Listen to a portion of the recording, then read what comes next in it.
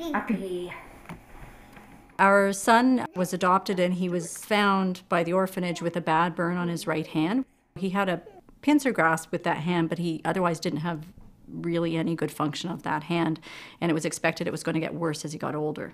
After corrective surgery at Sick Kids, the family elected to do all their follow-ups via telehealth, rather than traveling thousands of miles back and forth from their home in Northern Ontario to Toronto.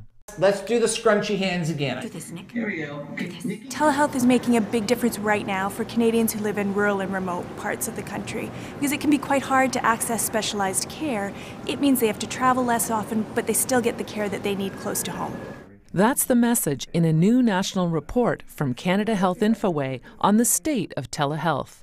For both patients and doctors, it's making delivering care easier and less stressful without losing the intimacy of a one-on-one visit.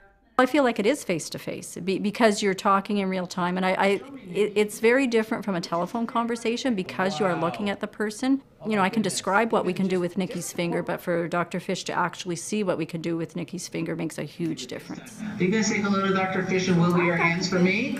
Yeah, there we go. He's had excellent care every step of the way. I could see everything that I needed to see. You use the technology to take what you have and use it more efficiently.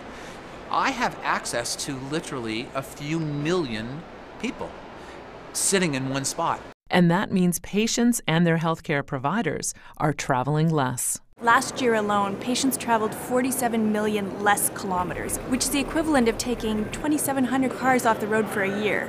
So you're not driving your car a couple thousand kilometers. It makes a huge difference. It is quite the ordeal to drive 8 hours with a 2-year-old in the car. Saves time, saves energy, but maintains the quality of the healthcare that we're receiving. We've got one of the broadest networks of video conferencing, for example, more than 5,400 sites right across the country.